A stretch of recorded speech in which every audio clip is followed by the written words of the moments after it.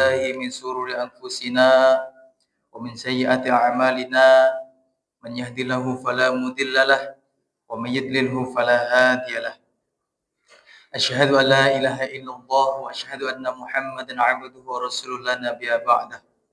Allahumma innaka 'afun karim tuhibbu 'afwa fa'fu 'anna ya karim bi rahmatika ya arhamar rahimin. Jamaah salat Isya dan tarawih yang dimuliakan oleh Allah Subhanahu wa taala, tak henti-hentinya Allah Subhanahu wa taala memberikan kesempatan kepada kita, memberikan kenikmatan kepada kita, memberikan fasilitas kepada kita tanpa batas. Maka daripada itu kita patut bersyukur dan berterima kasih karena nikmat-nikmat yang Allah berikan kepada kita semuanya. Bentuk kasih sayang Allah kepada kita semuanya. Dengan cara apa kita berterima kasih? Tentunya mengucapkan hamdalah, alhamdulillahi rabbil alamin melalui lisan kita. Apakah cukup dengan ucapan? Belum, lengkapi dengan perbuatan. Yakni menjalankan apapun yang diperintahkan oleh Allah dan menjauhi apapun yang dilarang oleh Allah Subhanahu wa taala. Ini sebagai bentuk syukur kita, terima kasih kita kepada Allah Subhanahu wa taala. Jamaah yang dimuliakan oleh Allah Subhanahu wa taala, salatu wassalamu ala nabiyina Muhammadin sallallahu alaihi wasallam yang telah memberikan teladan yang baik, uswatun hasanah. Mudah-mudahan kita tetap istiqomah menjalankan sunnah yang diajarkan oleh Rasulullah Sallallahu Alaihi Wasallam, mulai dari bangun tidur sampai dengan tidur kembali, sehingga kelak di hari kiamat kita mendapatkan syafaat dan diakui sebagai umatnya. Amin ya rabbal alamin. Jamaah salat Isya dan tarawih yang dimuliakan oleh Allah Subhanahu wa taala, lagi-lagi kita ucapkan syukur alhamdulillah. Kita sudah memasuki malam ke-15. Artinya kenikmatan ini sungguh luar biasa. Karena banyak di antara saudara-saudara kita tidak sampai hitungan 15 ataupun dan lain sebagainya. Maka daripada itu syukur alhamdulillah. Jamaah yang dimuliakan oleh Allah Subhanahu wa taala, seandainya kita menjadi pedagang, menjadi pembisnis, tentunya kita ingin beruntung, bukan ingin merugi. Apapun bentuk yang kita jual, baik jualan gorengan, sampai dengan jualan ataupun bisnis yang tingkat tinggi, memiliki swalayan, toko besar, dan sebagainya. Tentunya semuanya ingin mendapatkan keuntungan yang besar. Akan tetapi jamaah yang dimuliakan oleh Allah Subhanahu wa taala, sedikit orang yang mendapatkan keuntungan tersebut. Banyak yang memiliki keinginan hal yang sama, tapi sedikit yang mendapatkan kesempatan yang sama. Jamaah yang dimuliakan oleh Allah Subhanahu wa taala, sama halnya dengan ibadah yang kita laksanakan. Banyak di antara kita umat Islam, hamba Allah Subhanahu wa taala ingin mendapatkan keuntungan di bulan suci Ramadan ini, mendapatkan keuntungan dalam kehidupan ini, mendapatkan pahala, ridho di sisi Allah Subhanahu wa taala. Namun sekali lagi tidak semua mendapatkan hal yang sama. Maka daripada itu jamaah yang dimuliakan oleh Allah Subhanahu wa taala, Allah pernah menegaskan dalam surat cintanya yang bernama surah Al-Asr, dikirimkan untuk kita semuanya agar kita membaca dan merenungi, mentadaburi dan mengamalkannya. Wal asr, demi masa. Kenapa demi masa?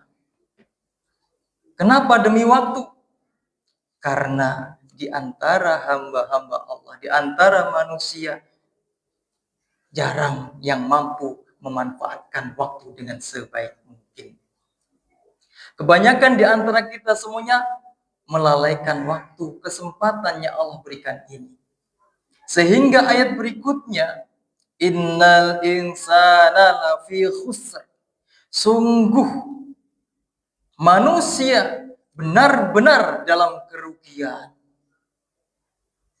Jamaah yang dimuliakan oleh Allah Subhanahu wa taala, ini yang disampaikan oleh Allah Subhanahu wa taala pada ayat kedua. Kenapa dalam rugi? Kenapa dalam kerugian? Karena di antara kita banyak tidak mampu memanage waktu dengan baik, menggunakan kesempatan yang Allah berikan tidak digunakan dengan sebaik mungkin untuk karena Allah Subhanahu wa taala. Mungkin banyak di antara kita melakukan amal solih, akan tapi amal solih itu bukan karena Allah Subhanahu wa taala. Meleset. Inginnya baik, tapi ternyata yang didapatkan tidak baik. Hati-hati jamaah yang dimuliakan oleh Allah Subhanahu wa taala dengan perangkap-perangkap iblis dan setan. Kadang-kadang kita diperangkap, dijerat ataupun dijebak dengan kebaikan-kebaikan yang kita lakukan. Sehingga kita merasa paling baik di antara orang lain. Hati-hati dengan kepintaran yang kita miliki. Kadang-kadang kita dijebak dengan kepintaran kita sehingga kita merasa paling pintar di antara orang lain. Dan lain sebagainya. Paling ibadah, paling alim sendiri, paling dan sebagainya. Kadang kita merasa hal tersebut ada pada diri kita, sehingga kita menjadi orang yang merugi.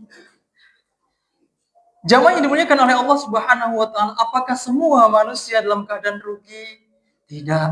Allah kecualikan di dalam ayat berikutnya. Illalladzina amanu. Yang pertama, kecuali orang-orang yang beriman. Siapa orang yang beriman? Al-iman tasdiqu bil qalbi wa qaulun bil lisani wa amalun bil jawarihi wal arkan. Orang yang memiliki iman itu percaya, benar-benar percaya, iman kepada Allah Subhanahu wa taala, meyakini dengan hati. Apakah cukup? Belum, tapi diucapkan dengan lisan kita, membuktikan bahwa benar-benar Allah itu ada. Rasul itu adalah Rasulullah Sallallahu Alaihi Wasallam, Muhammad Sallallahu Alaihi Wasallam. Apakah cukup dengan itu? Tidak. Mana buktinya? Kalau kita benar-benar iman, dibuktikan dengan perbuatan, supaya kita tidak menjadi orang yang omong doang. Akan tapi perlu dengan pembuktian, yakni dengan anggota badan kita. Diamalkan dengan anggota badan. Maka daripada itu, orang yang tidak merugi berikutnya adalah wa'amilut sholihah. Orang yang senantiasa melakukan amal sholih. Sampai-sampai dalam surah Al-Kahfi ayat terakhir Allah sampaikan, "Faman kana yarju liqa'a rabbih falyamal amalan sholihah." Barang siapa yang ingin bertemu dengan Tuhannya, maka lakukan amal baik, amal solih. Tetapi jangan sampai kita melakukan amal solih, tapi niatnya bukan karena Allah Subhanahu wa taala, menjadi orang yang rugi. Kemudian berikutnya siapa yang tidak merugi? Illalladzina amanu wa 'amilus sholihati wa tawassaw bil haqq. Orang yang senantiasa saling menasihati dalam kebenaran. Konteksnya adalah saling menasihati. Artinya adalah dua orang yang saling memberi penguatan nasihat dalam kebenaran. Seandainya satu orang saja itu bukan saling menasihati, tapi memberikan nasihat. Kalau saling menasihati di antara dua orang ini memiliki kelemahan dan keduanya saling menguatkan terkait dengan kebenaran. Seandainya saya melakukan kesalahan, siap dinasihati. Kemudian siap memberikan nasihat. Itu yang dinamakan saling menasihati. Jangan sampai kita menjadi orang yang keras dalam hati. Salah satu ciri-ciri keras hati adalah orang yang tidak mau atau tidak menerima nasihat kebaikan dari orang lain. Dan ini menjadi salah satu ciri-ciri orang yang sombong. Al-kibru batarul haq wa ghamtun nas. Kesombongan adalah menolak kebaikan. Baturul haq, ketika diberikan nasihat baik ditolak. Wa ghamtun nas, senantiasa mencari kelemahan orang lain, mencari kesalahan orang lain. Nauzubillah min dzalik. Kemudian yang keempat, ciri orang yang tidak merugi. wa tawasaw bis sabr. Yakni saling menasihati dalam kesabaran. Jamaah yang dimuliakan oleh Allah Subhanahu wa taala, dalam hidup ini penuh dengan cobaan, ujian, musibah. Yang namanya musibah itu ada kalanya baik, ada kalanya buruk. Tidak semuanya yang buruk, akan tetapi kadang kalanya baik. Kekayaan itu adalah ujian, kekurangan itu adalah ujian, semuanya. Alladzi khalaqal mauta wal hayata liyabluwakum ayyukum ahsanu amala. Allah menciptakan alladzi khalaqal mauta, kematian, simbol daripada kesedihan, musibah. Wal hayata, kehidupan, simbol daripada kebahagiaan. Jamaah yang dimuliakan oleh Allah Subhanahu wa taala, maka daripada itu Allah ingin melihat ayyukum ahsanu amala, siapa di antara kita yang terbaik amalnya. Jangan sampai kita menjadi orang yang buruk di antara yang buruk. Jadilah orang yang baik di antara orang-orang yang baik. Maka daripada itu jamaah yang dimuliakan oleh Allah Subhanahu wa taala, yuk kita mari saling menasehati dalam kesabaran.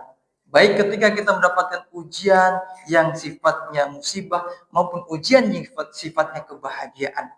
Allahu a'lam bishawab. Mudah-mudahan segelintir nasihat ini dapat menjadikan bekal untuk kehidupan kita dan kita menjadi orang yang beruntung di dunia maupun beruntung di akhirat. Amin amin ya rabbal alamin. Akhirul kalam. Assalamualaikum warahmatullahi wabarakatuh.